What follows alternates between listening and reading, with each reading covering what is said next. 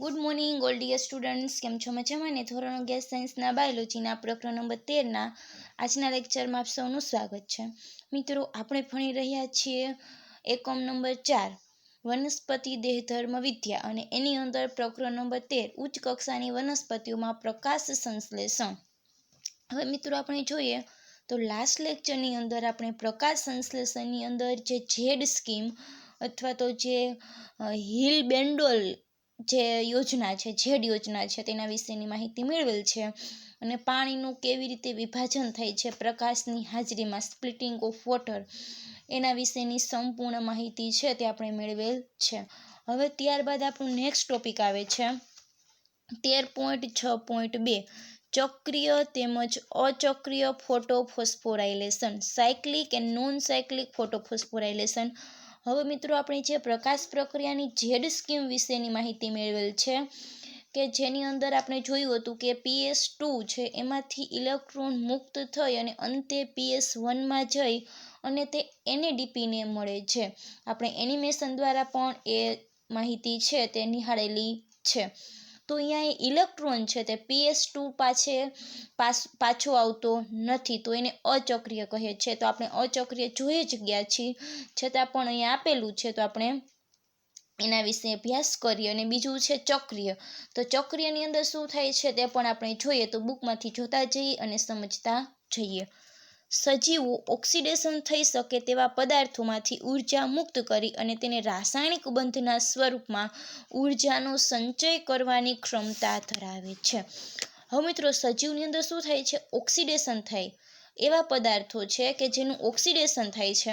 હવે મિત્રો, કોઈ પણ પદાર્થનું ઓક્સિડેશન થશે તો એમાંથી શું થાય છે? ઉર્જા મુક્ત થાય છે.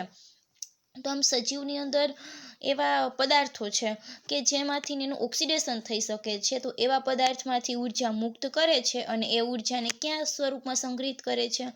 રાસાયણિક બંધના સ્વરૂપમાં તે સંગ્રહ કરવાની ક્ષમતા એટલે કે કેપેસિટી ધરાવે છે.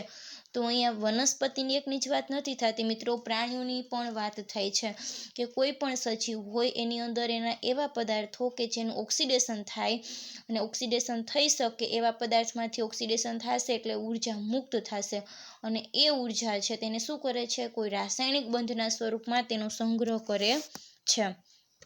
આગળ જોઈએ કે ઉર્જાને સંચય કરવાની તે શું ધરાવે છે? ક્ષમતા ધરાવે છે. હવે એની અંદર વિશિષ્ટ પદાર્થ જેવા કે એટીપી આ ઉર્જાને પોતાના રાસાયણિક બંધમાં જકડી રાખે છે. હવે એટીપી શું કરે છે? ઉર્જાને એના રાસાયણિક બંધના સ્વરૂપમાં જકડી રાખે છે. તો એટીપીની સાથે શું છે મિત્રો? એડેનાઇન છે અને એની સાથે ફોસ્ફેટના 3 અણુ છે. ધારો કે આવી રીતે છે, એક એડેનાઇન છે અને તેની સાથે ફોસ્ફેટના આવા 3 અણુ જોવા મળે છે, એટલા માટે એને કહે છે એડિનોસાઇન ટ્રાઇફોસ્ફેટ. તો હવે અહીંયા શું થશે મિત્રો કે આ એટીપી બની ગયું છે. હવે એના બંધની અંદર આ બંધ છે તેની અંદર ઉર્જાનો સંગ્રહ થઈ ગયો છે. હવે જ્યારે પણ સજીવને જરૂર પડશે ત્યારે શું કરે છે કે આમાંથી કોઈ એક બંધ તૂટી જશે. ધારો કે આ બંધ તૂટ્યો તેમાંથી શું ઉત્પન્ન થશે? એનર્જી, ઉર્જા મુક્ત થશે. અને આ એટીપી છે તે કેમાં કન્વર્ટ થઈ જશે? એડીપીમાં, એટલે કે ટ્રાઇફોસ્ફેટની જગ્યાએ ડાયફોસ્ફેટ બની જશે અને એના બંધની અંદર રહેલી ઉર્જા છે તેને મુક્ત કરી અને સજીવને જ્યાં જરૂર હોય છે ત્યાં તે વાપરે છે. એટલા માટે જ આપણે એટીપી છે તેને ઉર્જાનું ચલણ તરીકે ઓળખીએ છીએ. તો આમ વિશિષ્ટ પદાર્થ જેવા કે એટીપી છે ઉર્જાને ક્યાં સંગ્રહ કરે છે? એના રાસાયણિક બંધની અંદર જકડી રાખે છે અને કોષો દ્વારા કણાભસૂત્ર અને હરિતકણમાં એટીપી સંશ્લેષણની આ પ્રક્રિયાને ફોસ્ફોરાયલેશન અથવા તો ફોસ્ફોરીકરણ કહે છે. હવે મિત્રો યાદ રાખો કે જો પ્રાણી કોષ હશે તો પ્રાણી કોષની એક જ અંગિકા છે કણાભસૂત્ર, માઇટોકોન્ડ્રિયા. પ્રાણી કોષની અંદર એના કણાભસૂત્ર એકની અંદર જ એટીપીનું સંશ્લેષણ થાય છે.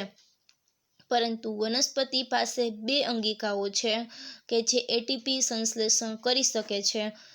એક તો કણાભસૂત્ર અને બીજું હરિતકણ. હરિતકણ છે તે વનસ્પતિ કોષ એકમાં જ હાજર હોય છે, પ્રાણી કોષમાં જોવા મળતું નથી. તો આમ મિત્રો કે પ્રાણી કોષની અંદર એની એક અંગિકા છે, એનું નામ છે કણાભસૂત્ર, માઇટોકોન્ડ્રિયા, કે તે શું કરે છે? એટીપી સંશ્લેષણ કરે છે, એટીપીનું નિર્માણ કરે છે. આ કણાભ સૂત્રની અંદર એટીપીનું નિર્માણ કેવી રીતે થાય છે એ આપણે પ્રકરણ નંબર 14ની અંદર જોવાનું છે, પરંતુ આ પ્રકરણની અંદર આપણે જોવાનું છે હરિતકણમાં પ્રકાશ સંશ્લેષણ દ્વારા કેવી રીતે એટીપીનું નિર્માણ થાય છે તે. તો આટલું યાદ રાખશું મિત્રો કે વનસ્પતિ કોષ છે એની અંદર એક કણાભ સૂત્ર તો હાજર જ હશે. તો વનસ્પતિ કોષની બે અંગિકાઓ એવી છે, કણાભ સૂત્ર અને હરિતકણ, કે જેમાં એટીપીનું સંશ્લેષણ થાય છે. જ્યારે પ્રાણી કોષ પાસે એક અંગિકા એવી છે, કણાભ સૂત્ર, કે જેની અંદર એટીપી સંશ્લેષણની પ્રક્રિયા થાય છે. હવે અહીંયા પાછું આપ્યું છે કે એટીપી સંશ્લેષણની પ્રક્રિયાને ફોસ્ફોરાયલેશન અથવા તો ફોસ્ફોરીકરણ કહે છે. તો હવે મિત્રો ફોસ્ફોરાયલેશનની પ્રક્રિયા એટલે શું? તો ફોસ્ફોરાયલેશનની પ્રક્રિયાની અંદર આપણે વાત કરીએ તો આ એડીપી છે. એડીપી એટલે એડિનોસાઇન ડાઇન્યુક્લિયોટાઇડ ફોસ્ફેટ, એટલે કે એની અંદર ફોસ્ફેટના કેટલા અણુ છે? 2 અણુ છે, બરોબર. Adenosine dinucleotide phosphate.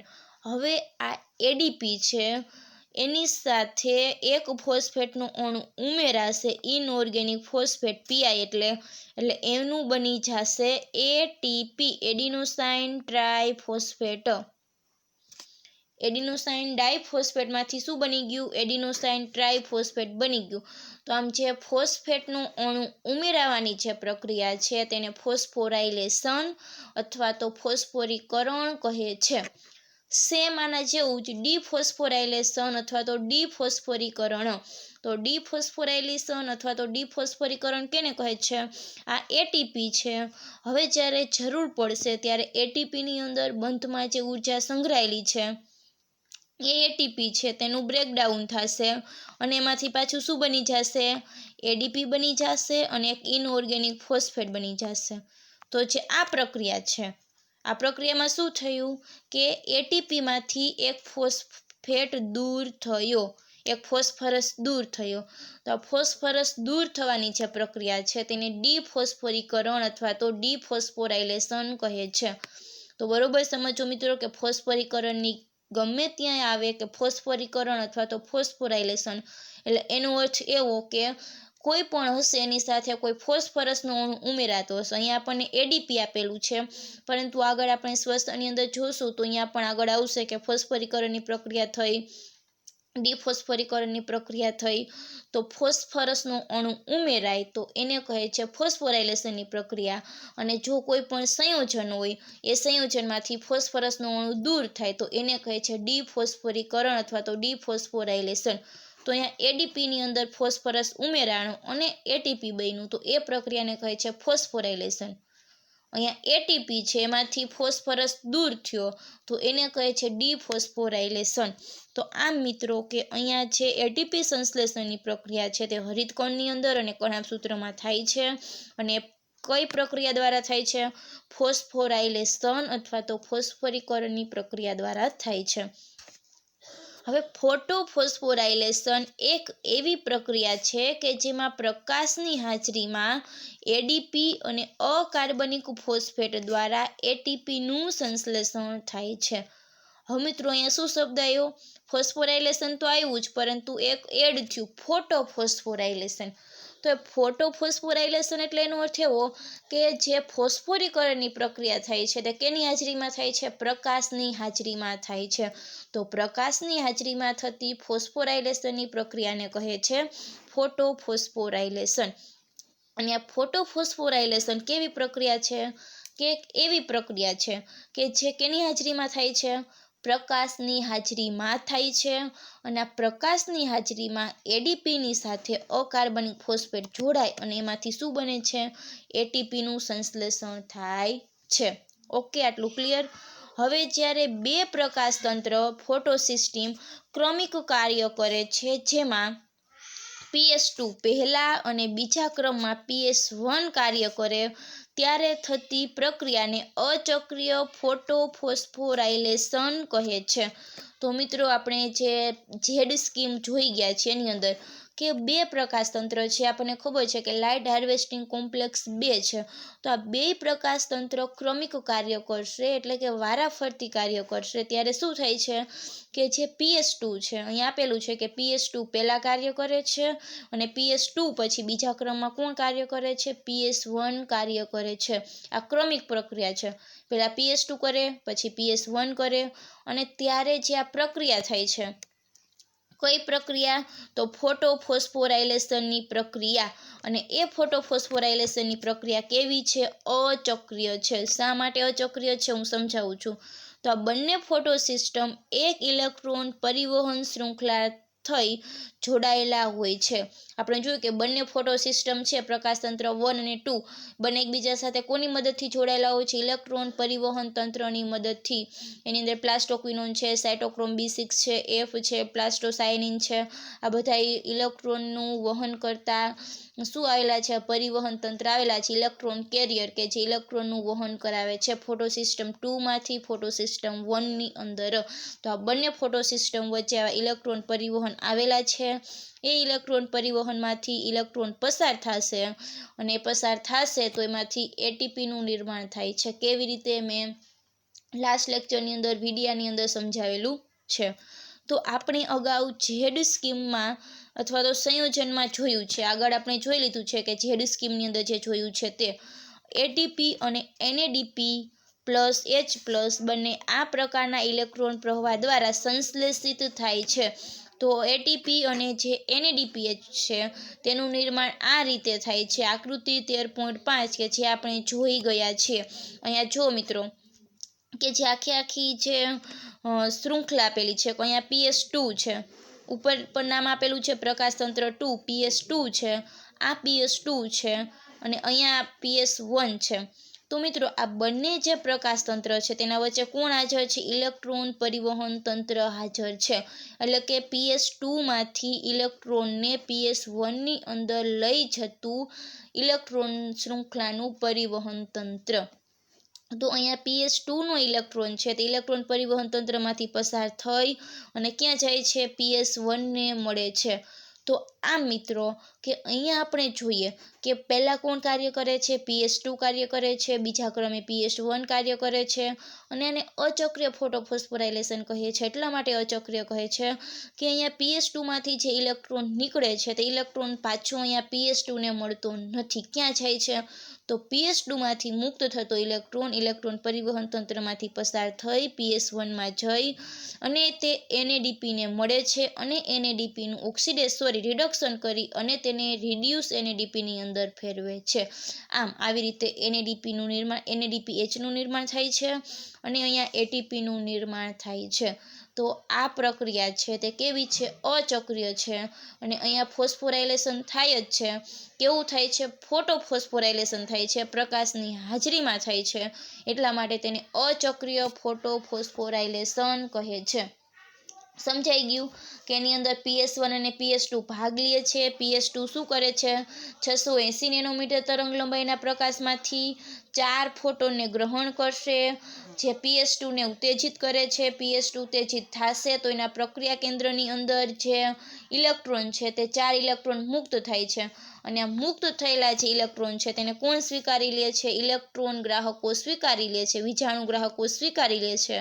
એને સ્વીકારતા તે ઇલેક્ટ્રોન પરિવહન તંત્રમાંથી પસાર થાય છે અને પાછા અહીંયા PS2 માં આવતા નથી. તે PS2 માં જતા નથી, પરંતુ ક્યાં જાય છે? PS1 માં જાય છે.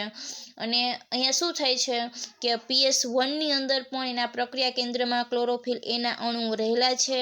એ ક્લોરોફિલ એના અણુઓ છે તે અહીંયા જે PS2 ના જે 4 ઇલેક્ટ્રોન મુક્ત થયા છે તે 4 ઇલેક્ટ્રોનને તે મેળવે છે. અને આ જે પ્રકારનું વહન થાય છે ત્યારે જે વિજાણુ શક્તિ છે, એટલે કે જે ઇલેક્ટ્રોનની જે શક્તિ છે તે અલગ અલગ તબક્કે મુક્ત થાય છે, અને એમાં એડીપીમાંથી એટીપીનું નિર્માણ થાય છે. અને એની સાથે જે અહીંયા પ્રક્રિયા કેન્દ્ર PS1 છે એની અંદર જે મુક્ત થયેલો જે ઇલેક્ટ્રોન છે 4 ઇલેક્ટ્રોન તે પાછા 700 નેનોમીટર તરંગ લંબાઈવાળા જે લાલ પ્રકાશના કિરણોનું શોષણ કરે છે અને તે PS1 અને PS2માં પાછા નથી જતા, પરંતુ ક્યાં જાય છે તે પણ પાછા ઇલેક્ટ્રોન ગ્રાહક વિજાણુ ગ્રાહક લઈ લે છે અને તેનો ઉપયોગ NADPના રિડક્શનમાં થાય છે. આમ વિવિધ પ્રકારે જે ઇલેક્ટ્રોન મુક્ત થાય છે એ મુક્ત થતા ઇલેક્ટ્રોન એના મૂળ દાતા પાસે પાછા ફરતા નથી, એટલે કે અહીંયા PS2માંથી જે ઇલેક્ટ્રોન મુક્ત થયા તે ફરી પાછા PS2માં આવતા નથી અને અહીંયા જે PS1માંથી જે ઇલેક્ટ્રોન મુક્ત થયા છે તે પાછા PS1ની અંદર આવતા નથી.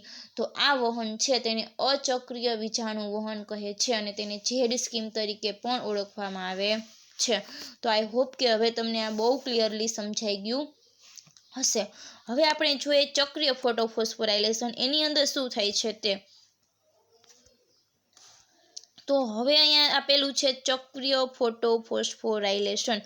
તો જ્યારે માત્ર PS1 ક્રિયાશીલ હોય છે ત્યારે ઇલેક્ટ્રોન ફોટો સિસ્ટમમાં જ ફરતો રહે છે અને ઇલેક્ટ્રોનના ચક્રીય પ્રવાહને કારણે ફોસ્ફોરાયલેશન થાય છે. તો મિત્રો કે જ્યારે ખાલી એક જ પ્રકાશ તંત્ર કાર્યરત હોય, બે ન હોય. આગળ જોયું ઝેડ સ્કીમની અંદર PS1 અને PS2 બંને કાર્ય કરતા હતા, પરંતુ અમુક જે બેક્ટેરિયાની અંદર ચક્રીય ફોટોફોસ્ફોરાયલેશન જોવા મળે છે. આ બેક્ટેરિયાની અંદર જે ફોટોફોસ્ફોરાયલેશન જોવા મળે છે એવા બેક્ટેરિયા કે જે પ્રકાશ સંશ્લેષણ કરે છે એ બેક્ટેરિયાની અંદર આ PS1 એક જ કાર્યરત હશે. તો જ્યાં ચક્રીય ફોસ્ફોરાયલેશન થાય છે ત્યાં ખાલી PS1 એક જ કાર્યરત હોય છે અને ત્યારે ઇલેક્ટ્રોન છે તે ફોટો સિસ્ટમમાં શું હોય છે, ફરતો રહે છે. એને કોઈ ક્યાંય વપરાતો નથી. ઇલેક્ટ્રોન ફોટો સિસ્ટમની અંદર તે સતત ફરતો જ રહે છે અને આ પ્રવાહની સંભવિતતા સ્ટ્રોમા લેમિલી એટલે કે આંતરગ્રેનમ પટલમાં હોય છે. બરોબર યાદ રાખજો મિત્રો કે જે PS1 છે અથવા તો ચક્રીય ફોસ્ફોરાયલેશન છે તે ક્યાં જોવા મળે છે, સ્ટ્રોમા લેમિલી અથવા તો આંતરગ્રેનમ પટલ. તો આ સ્ટ્રોમા લેમિલી એટલે શું અને આંતરગ્રેનમ પટલ એટલે શું આગળ આપણે સમજી ગયા છીએ.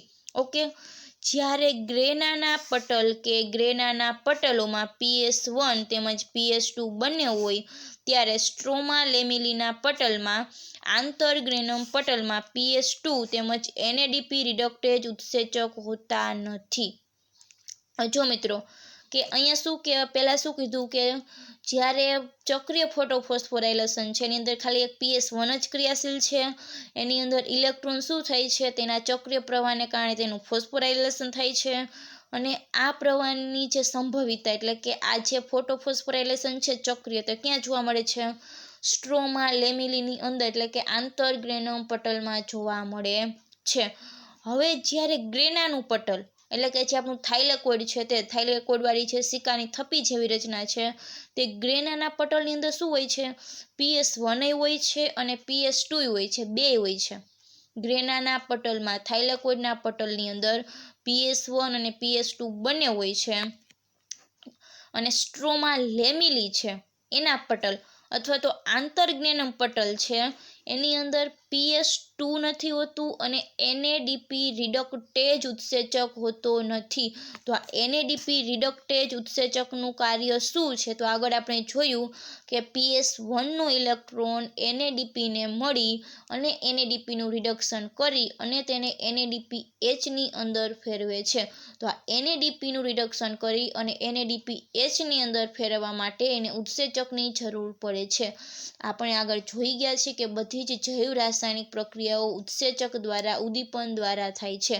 તો આ NADPનું રિડક્શન કરતો ઉત્સેચક છે NADP રિડક્ટેજ ઉત્સેચક.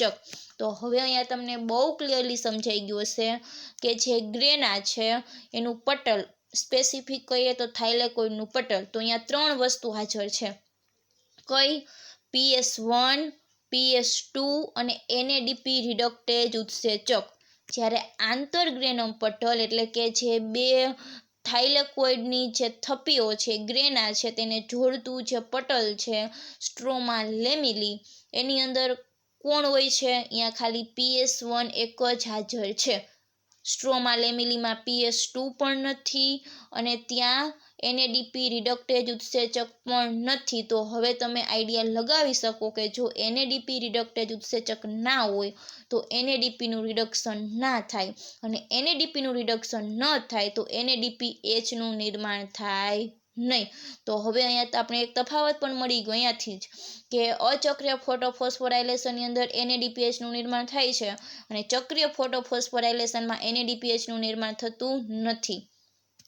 જો તો ઉત્તેજિત ઇલેક્ટ્રોન NADP પ્લસ તરફ વહન પામતો નથી. તે ETS એટલે કે જે આખી ઇલેક્ટ્રોન ટ્રાન્સપોર્ટ જે આખી શૃંખલા છે એની અંદર PS1 તરફ ચક્રીય રીતે પાછો ફરે છે. એટલે કે ઇલેક્ટ્રોન ટ્રાન્સપોર્ટ સિસ્ટમ છે, એટલે કે વિજાણુ પરિવહન તંત્ર છે, એમાં જાય છે અને એમાં જઈ અને પાછો ક્યાં આવે છે? PS1 ને મળે છે. આકૃતિ આપેલી છે, આકૃતિની અંદર જોશું તો આમ ચક્રીય પ્રવાહમાં માત્ર ATPનું સંશ્લેષણ થાય છે, પરંતુ NADPH+H+નું નિર્માણ થતું નથી. એટલે કે રિડ્યુસ NADPH બનતું નથી. ચક્રીય ફોટોફોસ્ફોરાયલેશન માત્ર ત્યારે જ થાય છે કે જ્યારે તેની ઉત્તેજના માટે પ્રાપ્ત પ્રકાશની તરંગ લંબાઈ 680 નેનોમીટરથી વધારે હોય છે. હવે આપણને ખબર છે કે જે PS1 છે તેની અંદર જે ક્લોરોફિલના અણુ છે તે કેટલા નેનોમીટર તરંગ લંબાઈનું શોષણ કરે છે? 700 નેનોમીટર તરંગ લંબાઈનું. તો આ PS1 ને કાર્ય કરવું છે તો એના માટે એને 680 નેનોમીટરથી વધારે તરંગ લંબાઈ મળશે તો જ તે શું કરી શકશે? એના ઇલેક્ટ્રોનને ઉત્તેજિત થઈ અને કાર્ય કરી શકશે. તો અહીંયા મિત્રો અચક્રીય ફોટોફોસ્ફોરાયલેશન આપેલું છે. તમે જોઈ શકો છો કે અહીંયા ખાલી પ્રકાશ તંત્ર એક PS1 એક જ કાર્ય કરે છે. અહીંયા પ્રકાશ છે એમાંથી જે આ ક્લોરોફિલ એ છે તે ક્લોરોફિલ એના અણુ છે તે P700 એટલે કે 700 નેનોમીટર તરંગ લંબાઈવાળા લાલ પ્રકાશનું શોષણ કરે છે. જેવું લાલ પ્રકાશનું શોષણ કરશે એટલે આ જે ક્લોરોફિલ એના જે અણુઓ છે તે ઉત્તેજિત થશે અને એના ઇલેક્ટ્રોન છે તે બહારની કક્ષામાં કૂદી જશે તો એને ઇલેક્ટ્રોન ગ્રાહક એટલે કે જે ઇલેક્ટ્રોનનું ગ્રહણ કરતો જે ગ્રાહક છે, ગ્રાહી છે, તેને ગ્રહણ કરી લે છે. હવે ઇલેક્ટ્રોન ગ્રાહક તેને ગ્રહણ કરી લે છે, ત્યારબાદ તે કેમાં જાય છે? ઇલેક્ટ્રોન પરિવહન તંત્રની અંદર જાય છે, ETS ઇલેક્ટ્રોન ટ્રાન્સપોર્ટ સિસ્ટમની અંદર જાય છે. અને હવે ત્યારબાદ શું થાય છે મિત્રો કે જ્યારે ઇલેક્ટ્રોન પરિવહન તંત્રમાંથી આગળ આપણે જોયું હતું કે PS1 માંથી જે ઇલેક્ટ્રોન નીકળતો હતો તે કેને મળતો હતો? NADP ને મળતો હતો. પરંતુ અહીંયા NADP રિડક્ટેજ ઉત્સેચક હાજર નથી એટલે તે NADP પાસે જશે નહીં. NADP પાસે નહીં જાય એટલે NADPનું રિડક્શન થશે નહીં, અને એ ઇલેક્ટ્રોન છે તે NADP ને નહીં મળે અને પાછો ક્યાં આવી જશે? PS1 ની અંદર આવી જશે. તો આમ ચક્રીય થયું કે અહીંયાથી નીકળેલો ઇલેક્ટ્રોન પાછો PS1 ને આવી ગયો. તો આમ જે ઇલેક્ટ્રોન છે એ જેમાંથી નીકળો છે એનો જે દાતા છે એમાંથી પાછો મૂળ સ્થાને આવી જાય છે, મૂળ સ્ત્રોત પાસે આવી જાય છે. એટલા માટે એને ચક્રીય વિજાણુ વહન કહેવાય છે. અને અહીંયા ફક્ત ઇલેક્ટ્રોન પરિવહન તંત્રમાંથી જ્યારે આ પસાર થાય છે ત્યારે શું થાય છે કે ATPનું નિર્માણ થાય છે. NADPH છે તે બનતું નથી. તો આ છે તે બેક્ટેરિયાની અંદર જોવા મળે છે. તો આ મિત્રો ચક્રીય ફોટોફોસ્ફોરાયલેશન કે જેની અંદર PS1 ભાગ લે છે, 700 નેનોમીટર તરંગ લંબાઈના પ્રકાશમાંથી 4 ફોટોને ગ્રહણ કરી ઉત્તેજિત થાય છે. એના કારણે PS1 ની અંદર પ્રક્રિયા કેન્દ્રમાંથી 4 વિજાણુ ઇલેક્ટ્રોન મુક્ત થાય છે, અને આ ઇલેક્ટ્રોન છે તે ઇલેક્ટ્રોન ગ્રાહક દ્વારા પ્રાપ્ત કરવામાં આવે છે. ઇલેક્ટ્રોન ગ્રાહકમાંથી મેળવી અને તેને ઇલેક્ટ્રોન પરિવહન તંત્રમાં પસાર કરી અને ત્યારબાદ આગળ સાયટોક્રોમ તંત્ર આવે છે તેની અંદર પહોંચાડે છે. અને જ્યારે આ ઇલેક્ટ્રોનનું વહન થાય છે ત્યારે શક્તિ મુક્ત થાય છે. અહીંયા દર્શાવેલું છે કે ADPમાંથી ATPનું નિર્માણ થાય છે. હવે અહીંયા મિત્રો કે જે ATP છે તેના 2 અણુઓ સંશ્લેષણ પામે છે, જે આગળ આપણે જોશું. આમ એ ઇલેક્ટ્રોન છે એના મૂળ સ્ત્રોત પાસે પાછો ફરે છે, એટલા માટે એને ચક્રીય ફોસ્ફોરાયલેશન કહે છે. જ્યારે ઝેડ સ્કીમની અંદર એવું થતું નહોતું, એના મૂળ સ્ત્રોત પાસે તે પાછો ફરતો ન હતો. તો આ પ્રકારની જે ફોસ્ફોરાયલેશન છે તેને ચક્રીય કહે છે. તો આ ચક્રીય અને અચક્રીય, ચક્રની અંદર PS1 એક જ ભાગ લે છે, અચક્રીયમાં PS1 અને PS2 બંને ભાગ લે છે. ચક્રીય ફોસ્ફોરાયલેશનની અંદર ઇલેક્ટ્રોન છે તેના મૂળ સ્ત્રોત પાસે પાછો ફરે છે, અચક્રીયમાં મૂળ સ્ત્રોત પાસે પાછો ફરતો નથી. ચક્રીય ફોસ્ફોરાયલેશન આંતરગ્રેનમ પટલ સ્ટ્રોમા લેમિલીની અંદર થાય છે. અચક્રીય ફોસ્ફોરાયલેશન છે તે હરિતકણના ગ્રાનાની અંદર થાઇલેકોઇડ પટલની અંદર થાય છે. ચક્રીય ફોસ્ફોરાયલેશનની અંદર ફક્ત એટીપી જ બને છે, NADPH બનતો નથી. જ્યારે અચક્રીયની અંદર એટીપી અને NADPH બંને બને છે. શા માટે? તો અચક્રીય ફોસ્ફોરાયલેશનની અંદર NADPH રિડક્ટેજ ઉત્સેચક હાજર હોય છે અને PS2 પણ હાજર હોય છે. જ્યારે ચક્રીય છે તેની અંદર NADP રિડક્ટેજ ઉત્સેચક હાજર નથી હોતો અને PS2 પણ હાજર હોતો નથી. તો મિત્રો આ ખાસ બંને વચ્ચેના તફાવત યાદ રાખજો, એકબીજામાં જાય નહીં. ચક્રીય અને અચક્રીય, એક હશે તો ચક્રીય અને બે હશે તો અચક્રીય. હવે મિત્રો કે આપણે આ બે તો જોયા, પરંતુ એક એવું ફોસ્ફોરાયલેશન પણ જોવા મળે છે જેને કૂટચક્રીય ફોટોફોસ્ફોરાયલેશન કહે છે. થોડી ઘણી માહિતી આપી દઉં છું. કૂટચક્રીય ફોટોફોસ્ફોરાયલેશન એ અર્નોન અને બીજા અન્ય વૈજ્ઞાનિકો છે તેને 1954ની સાલની અંદર તેને શું કર્યું હતું? એની શોધ કરી હતી. હવે એને એવું કીધું કે CO2 છે તે અને NADP છે તેની ગેરહાજરીમાં પણ ADPની સાથે ઇનઓર્ગેનિક ફોસ્ફેટ જોડાય અને ATPનું સંશ્લેષણ કરી શકે છે. હું વાત કરું છું કૂટચક્રીય ફોટોફોસ્ફોરાયલેશનની. આપણે અચક્રીય જોયું, ચક્રીય જોયું અને હવે આવે છે કૂટચક્રીય, જે બુકની અંદર નથી આપેલું પરંતુ ખાલી તમને સમજાવું છું કે અર્નોન અને અન્ય વૈજ્ઞાનિકે 1954ની સાલમાં કૂટચક્રીય ફોટોફોસ્ફોરાયલેશન છે તેની રજૂઆત કરી. જો તમારે લખવું હોય તો જરાક નોટ કરી લેજો. એની અંદર શું થાય છે તો CO2 અને NADPની ગેરહાજરીમાં પણ ADPની સાથે ઇનઓર્ગેનિક ફોસ્ફેટ જોડાય અને ATPનું સંશ્લેષણ થાય છે. એની અંદર પણ બંને પ્રકાશતંત્ર ભાગ લે છે. કૂટચક્રીયની અંદર પણ શું થાય છે? બંને પ્રકાશતંત્ર ભાગ લે છે. હવે અહીંયા મિત્રો O2 અને જે FMN છે એની હાજરી છે તે જોવા મળે છે અને FMN છે એનું રિડક્શન થાય છે અને ઓક્સિજનનો ઉદ્ભવ થાય છે. અને આખી પ્રક્રિયા સ્વયં સંચાલિત છે અને એમાં પાણીનું એક જ અણુ છે તેનું ફોટોફોસ્ફોરાયલેશન થાય છે અને ATPના સંશ્લેષણ માટે પાણીનો એક જ અણુ કેવો છે? પૂરતો છે. તો આ મિત્રો અચક્રીયની અંદર પાણીના અણુનો ઉપયોગ થાય છે, ચક્રીયમાં પાણીના અણુ છે તેનો ઉપયોગ થતો નથી. ત્યાં પાણીનું આપણે જોઈએ તો વિભાજન થતું નથી, કારણ કે બેક્ટેરિયાની અંદર આ પ્રોસેસ જોવા મળે છે. અને જે સ્ટ્રોમા લેમિલી છે તેની અંદર પણ આ પ્રોસેસ જોવા મળે છે. મોટે ભાગે તે બેક્ટેરિયાની અંદર પ્રભાવિત હોય છે. હવે મિત્રો કે અહીંયા એક આપેલું છે ઇમર્શન અસર અને રેડ ડ્રોપ અસર.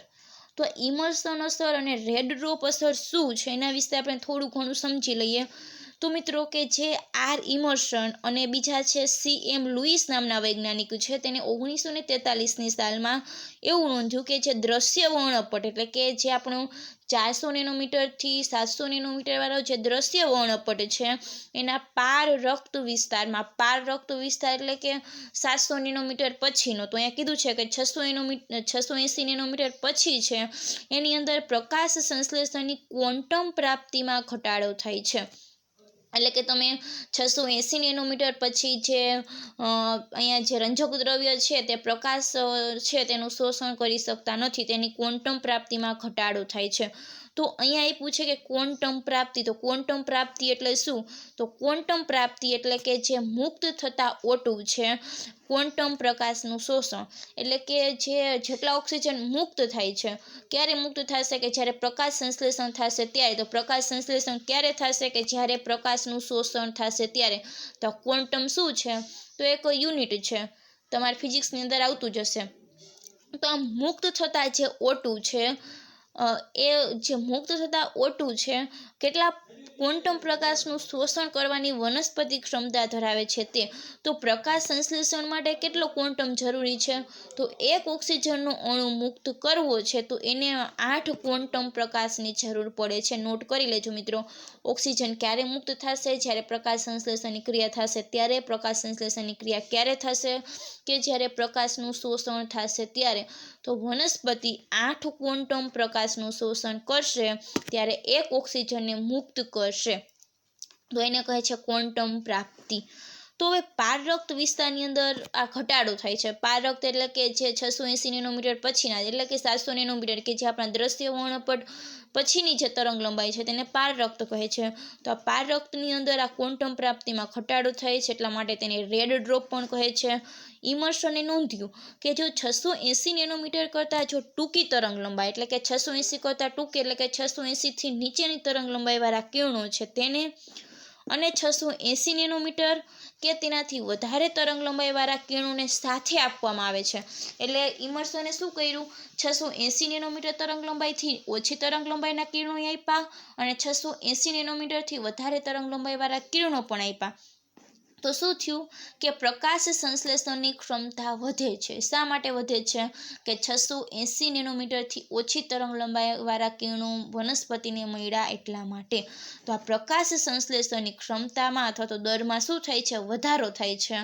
અને આ વધારો છે તે બંને તરંગ લંબાઈના કિરણોને સ્વતંત્ર ક્વોન્ટમ પ્રાપ્તિ અને આ બંને તરંગ લંબાઈના કિરણોની સંયુક્ત ક્વોન્ટમ પ્રાપ્તિની સરખામણીના આધારે સમજી શકાય છે કે જે બંને છે 680 નેનોમીટરથી ઓછું અને એનાથી વધારે, તો આ બંને તરંગ લંબાઈના કિરણો છે તેની સ્વતંત્ર ક્વોન્ટમ પ્રાપ્તિ. એટલે શું થાય છે મિત્રો કે જો કે રંજક દ્રવ્ય તંત્રની અંદર આપણે જોઈએ તો ક્લોરોફિલ એ છે, ક્લોરોફિલ બી છે, કેરોટીનોઇડ છે અને બીજું કોણ છે કે ઝેન્થોફિલ છે. તો આ બધાની તરંગ લંબાઈ કેવી છે, ઓછી છે. તો બધાની તરંગ લંબાઈ અલગ અલગ છે, અલગ અલગ તરંગ લંબાઈનું શોષણ કરે છે. તો જ્યારે એ બધાને સાથે હશે ત્યારે બધાય જુદી જુદી તરંગ લંબાઈવાળા પ્રકાશનું શોષણ કરશે. તો એના કારણે શું થાય છે કે એની ક્વોન્ટમ પ્રાપ્તિમાં વધારો થશે. ક્વોન્ટમ પ્રાપ્તિમાં વધારો થશે તો પ્રકાશ સંશ્લેષણની ક્ષમતામાં પણ વધારો થાય છે. સમજાય છે શું કે માગે છે તે?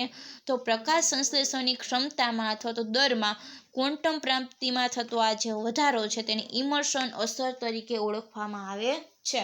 તો મિત્રો ક્યારેક પૂછાતું હોય છે ઇમર્સન અસર અથવા તો રેડ ડ્રોપ અસર.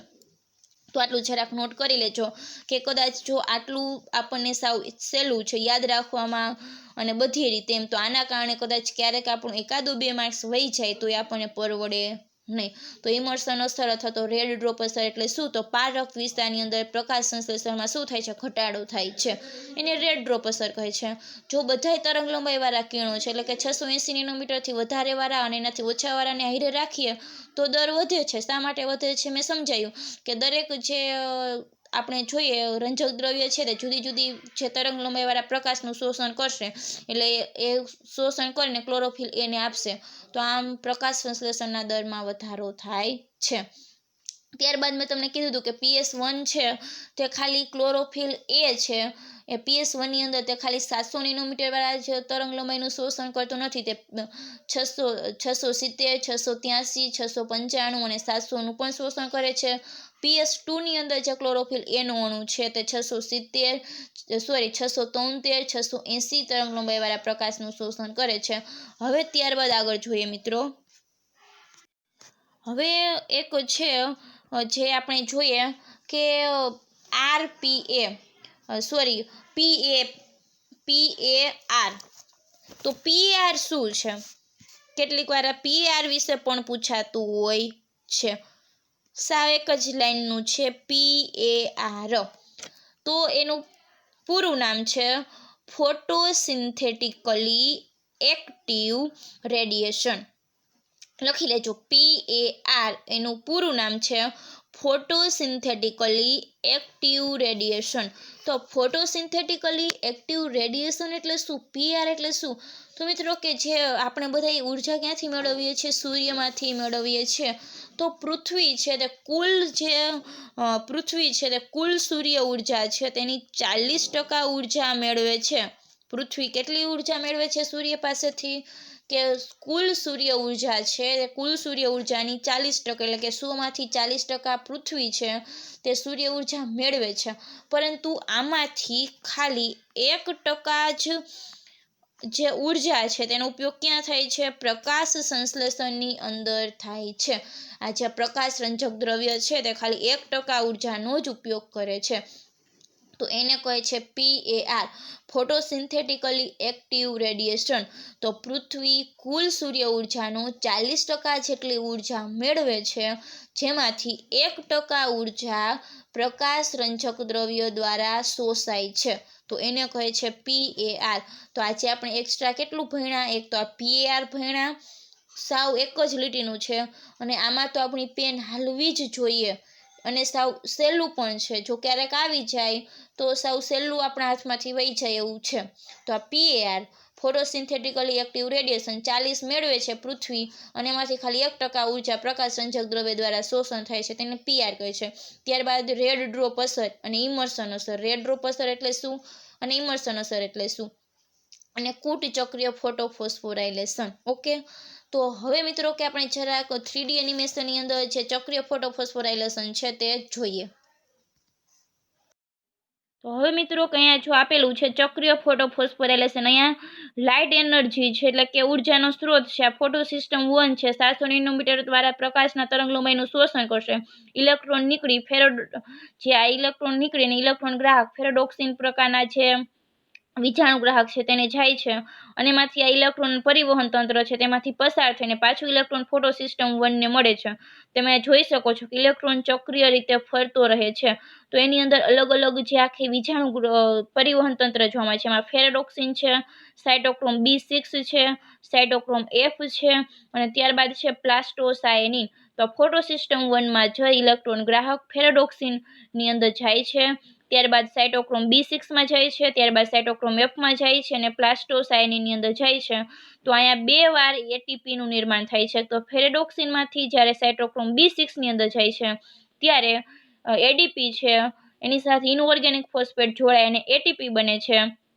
અને બીજું છે જે સાયટોક્રોમ B6 માંથી જે સાયટોક્રોમ F છે તેની અંદર જ્યારે ઇલેક્ટ્રોન પરિવહન પામે છે ત્યારે અહીંયા ATP નું નિર્માણ થાય છે. તો આમ 2 ATP ના અણુ છે તે અહીંયા બને છે. તો જે આખું જે આ પ્રોસેસ છે તે કેવી છે? ચક્રીય છે. એની અંદર વિજાણુ ગ્રાહક છે, ફેરેડોક્સિન રિડ્યુસિંગ પ્રકારનું છે. શા માટે રિડ્યુસિંગ છે? ફોટો સિસ્ટમ 1 ઇલેક્ટ્રોનને મેળવી રિડ્યુસ ફોર્મમાં, તે રિડ્યુસ ફોર્મની અંદર ફેરવાઈ જાય છે, અને આ બધા એના ઇલેક્ટ્રોન પરિવહન તંત્ર છે. Ferredoxin, cytochrome B6, cytochrome F અને પ્લાસ્ટોસાયનિન. તો આવી રીતે ચક્રીય રીતે ફરી અને પાછું તે ફોટો સિસ્ટમ 1 ની અંદર પ્રવેશે છે. તો એને કહે છે કે ચક્રીય ફોટોફોસ્ફોરાઇલેશન. તો આ મિત્રો તમે અહીંયા જોઈ શકો છો કે આખું જે ઇલેક્ટ્રોનનું જે ચક્રીય પરિવહન છે તે, અને અહીંયા 2 ATP છે તે નિર્માણ પામે છે. તો આ ચક્રીય ફોટોફોસ્ફોરાઇલેશન છે કે જેમાં ખાલી ફોટો સિસ્ટમ 1 એક જ ભાગ ભજવે છે. એનિમેશનથી તમને વધારે પ્રમાણમાં સારી રીતે સમજાઈ જશે. અહીંયા જો મિત્રો કે જે આખી પ્રોસેસ આપેલી છે હરિતકોણની અંદર કેવી રીતે આખી પ્રોસેસ થાય છે તે. હરિતકોણ છે, હરિતકોણની અંદર જેથી આ જે સિક્કાની થપ્પી જેવી રચના જોવા મળે છે તે છે ગ્રેના, અને એક જે થપ્પી છે તેને થાઇલેકોઇડ કહે છે. થાઇલેકોઇડ પટલની અંદર બધી પ્રોસેસ થાય છે. થાઇલેકોઇડ પ્રોસેસની અંદર ફોટો સિસ્ટમ 2 છે. આ ફોટો સિસ્ટમ 2 છે 680 નેનોમીટર વાળા પ્રકાશ 2 છે 680 નેનોમીટર વાળા પ્રકાશનું શું કરે છે? શોષણ કરે છે. એનો ઇલેક્ટ્રોન ઉત્તેજિત થયો અને પરિવહન તંત્રમાં પસાર થાય છે. જો પસાર થાય અને ત્યારબાદ તે આગળ અહીંયા જે PS1 છે તેને આપશે. તો જ્યારે અહીંયા પ્રોસેસ થાય છે કે એનો ઇલેક્ટ્રોન બીજાને આપે છે, ઇલેક્ટ્રોન ગ્રાહકને આપે છે, ત્યારે શું થાય છે કે અહીંયા જે આધારક છે, હરિતકણનું આધારક છે તેનો એક H+ છે ને તે જે અહીંયા થાઇલેકોઇડના અવકાશની અંદર આવે છે. અને અહીંયા તમે જુઓ કે પાણી છે તેનું શું થયું? વિભાજન થયું પ્રકાશની હાજરીમાં, અને H+ અને O2 બની ગયું. હવે આ જો ઇલેક્ટ્રોન છે તે અહીંયા જો P700 નેનોમીટર તરંગ લંબાઈવાળા પ્રકાશનું શોષણ કરે છે ફોટો સિસ્ટમ 1, અને એનો ઇલેક્ટ્રોન ફેરેડોક્સિનને આપે છે. હવે આગળ જુઓ કે જે આ PS1 છે તે પાછો ઇલેક્ટ્રોન ક્યાંથી મેળવે છે? આ PC પાસેથી. એને ક્યાંથી મેળવ્યો છે? અહીંયા જે PS2 છે એની પાસેથી મેળવેલો છે. હવે અહીંયા શું થાય છે કે જે આ P700 છે તે કોને આપી દે છે? અહીંયા ફેરેડોક્સિન છે તે NADP રિડક્ટેજ નામના ઉત્સેચકને આપી દે છે. આ ઉત્સેચક છે તે NADP માંથી આ NADPH નું નિર્માણ કરી દીધું. જો આધારકની અંદર આ હરિતકણનું આધારક છે, આ થાઇલેકોઇડનું પટલ છે, અને અહીંયાનો જે વિસ્તાર છે તે થાઇલેકોઇડનો અવકાશ છે. આવી રીતે આખું જે પ્રોટીન જે ગ્રેડિયન્ટ છે તેનો જે આખો પ્રવાહ છે તે રચાય છે, જે કેમી ઓસ્મોટિકની અંદર આવે છે. અને જે આ બધા પ્રોટોન છે તે પ્રોટોન થાઇલેકોઇડ પટલની બહાર જઈ શકતા નથી. જો ત્યાં ક્યાં છે, થાઇલેકોઇડની અવકાશની અંદર જ છે, આધારકમાં તે આવી શકતા નથી. અને જવા માટે આ એટીપી સિન્થેટેજ ઉત્સેચકની જરૂર પડે છે. અને એટીપી સિન્થેટેજ ઉત્સેચકમાંથી તે પસાર થાય છે. તે આપણે નેક્સ્ટ લેક્ચર છે તેની અંદર જોવાનું છે. તો આ મિત્રો કે જે આખું આ અચક્ર ફોસ્ફોરાયલેશનની પ્રક્રિયા આપેલી છે, તમે જોઈ શકો છો કે ફોટોસિસ્ટમ 2 680 નેનોમીટર તરંગ લંબાઈવાળા પ્રકાશનું શોષણ કરે છે.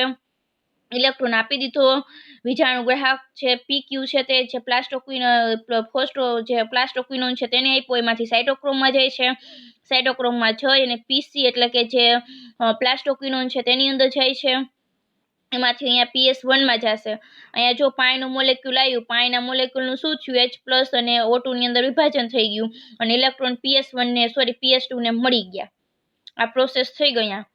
હવે અહીંયા PS1 ની અંદર આવશે કે જેવું તે ફોટોનને ગ્રહણ કરશે 700 નેનોમીટર તરંગ લંબાઈવાળાનું, તરત જ જો કે આ ફોટોન આવ્યું. હવે એનો ઇલેક્ટ્રોન ઉત્તેજિત થઈ ગયો અને કેને આપી દીધો, ફેરેડોક્સી નામના વિજાણુગ્રાહકને આપી દીધો. હવે ઇલેક્ટ્રોન કેની પાસેથી મેળવે છે, પ્લાસ્ટોક્વિનોન પાસેથી મેળવે છે. આ પ્લાસ્ટોક્વિનોન વિજાણુ પરિવહન તંત્ર છે. હવે આ ઇલેક્ટ્રોન ક્યાં જાય છે, ફેરેડોક્સિન પાસેથી ઇલેક્ટ્રોન જાય છે એનએડીપી રિડક્ટેજ ઉત્સેચકની અંદર. આ એનએડીપી રિડક્ટેજ ઉત્સેચક છે તે શું કરે છે, અહીંયા જે એનએડીપી છે એનએડીપી નું રિડક્શન કરી અને એનએડીપીએચ ની અંદર ફેરવે છે. અને એની સાથે H+ આવે છે. H+ ક્યાંથી આવ્યા છે, આ થાઇલેકોઇડની અંદર જે પાણીનું જે વિભાજન થયું છે ત્યાંથી આવ્યા છે. અને આમાં H+ છે તે H+ છે તે અહીંયા થાઇલેકોઇડ પટલની બહાર જઈ શકતા નથી. અને બહાર જવા માટે એટીપી રિડક્ટેજ ઉત્સેચકની જરૂર પડે છે. તે આપણે નેક્સ્ટ લેક્ચર છે જે રાસાયણિક આશ્રુતિ અધિર્તક તેની અંદર સમજવાનું છે. તો આ મિત્રો કે આખી છે ચક્રીય અચક્રીય ફોસ્ફોરાયલેશનની પ્રક્રિયા. અને આગળ આપણે જોયું ચક્રીય ફોસ્ફોરાયલેશનની પ્રક્રિયા. હવે નેક્સ્ટ આપણો જે ટોપિક આવે છે રાસાયણ આશ્રુતિ અધિર્તક કેમી ઓસ્મોટિક હાઇપોથિસિસ, બહુ જ આઈએમપી છે. તે હવે આપણે નેક્સ્ટ લેક્ચરની અંદર જોશું મિત્રો. આજે અહીંયા સુધીનું રાખીએ. તમે આખી આ પ્રોસેસ છે તે સારી રીતે સમજી શકો છો. અહીંયા જે PS2 છે, ત્યારબાદ અહીંયા આપેલું છે PS1 છે, અહીંયા જે આપેલા છે વચ્ચે તે શું છે, વિજાણુગ્રાહક ઇલેક્ટ્રોન પરિવહન તંત્ર છે, પ્લાસ્ટોક્વિનોન છે, સાઇટોક્રોમ છે અને ત્યારબાદ પ્લાસ્ટોસાયનિન. આ પ્લાસ્ટોસાયનિન છે. તો PS2 છે એમાંથી પ્લાસ્ટોક્વિનોનમાં જશે, પ્લાસ્ટોક્વિનોનમાંથી સાઇટોક્રોમમાં જશે ઇલેક્ટ્રોન, સાઇટોક્રોમમાંથી જશે પ્લાસ્ટોસાયનિનમાં અને પ્લાસ્ટોસાયનિનમાંથી જશે PS1માં.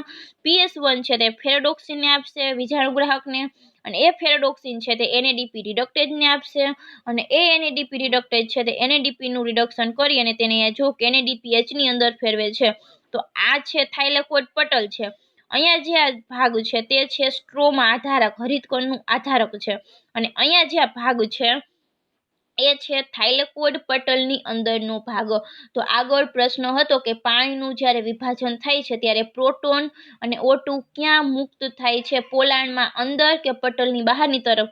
તો મુક્ત થાય છે અહીંયા થાઇલેકોઇડના પોલાણની અંદર. અને તે ત્યારબાદ જાય છે બહાર. એ બહાર કેવી રીતે જાય છે તે નેક્સ્ટ લેક્ચરની અંદર જોશું. તો મેં ત્યારે તમને કીધું હતું કે તમને આ પ્રશ્ન છે જે હું નેક્સ્ટ આગળનો ટોપિક કરાવીશ ત્યારે સમજાવીશ. તો અહીંયા તમે જોઈ શકો છો કે આ થાઇલેકોઇડના પટલનો અંદરનો ભાગ છે, આ આધારકનો ભાગ છે. તો પાણીનું જે વિભાજન છે તે ક્યાં થાય છે, થાઇલેકોઇડના પટલની અંદર થાય છે. તો થાઇલેકોઇડના પટલની અંદર પાણીનું વિભાજન થાય છે. તો આ H+ અને O2 પણ એના પટલની અંદર જ મુક્ત થાય છે. પટલની અંદર મુક્ત થાય છે. ત્યારબાદ આ જ્યાં H+ છે ત્યાં પટલની બહાર નીકળી શકતા નથી. અને પટલની બહાર નીકળવા માટે કોઈ વાહક, કોઈ કેરિયરની જરૂર પડે છે. એ આખી હાઇપોથિસિસ અત્યારે સમજાવીશ નહીં, હું આ નેક્સ્ટ લેક્ચરની અંદર સમજાવીશ. તો આજે મિત્રો અહીંયા સુધીનું રાખીએ. આપણે ચક્રીય, અચક્રીય અને કુડ ચક્રીય ફોટોફોસ્ફોરાયલેશન જોયું, રેડ ડ્રોપ ઇમર્સન અસર જોઈ, અને જે PAR ફોટોસિન્થેટિકલી એક્ટિવ રેડિયેશન છે તેના વિશેની માહિતી મેળવેલ છે. હવે નેક્સ્ટ લેક્ચરની અંદર રસાયણ આશ્રુતિ અધિર્તકની માહિતી મેળવશું. દરેક પ્રોસેસ સારી રીતે તૈયાર કરવાની છે મિત્રો. અને બહુ જ સારું તૈયાર કરવાનું છે. એમાંથી ઘણા બધા MCQ પૂછાય છે. પ્રકરણ સાવ સહેલું છે, ઈઝી છે. જો તમે સરખી રીતે આ રીતે તૈયાર કરશો તો બાકી આ પ્રકરણમાં કશું જ નથી. ઓકે મિત્રો, સારી એવી તૈયારી માટે all the best. Thank you so much. Have a nice day.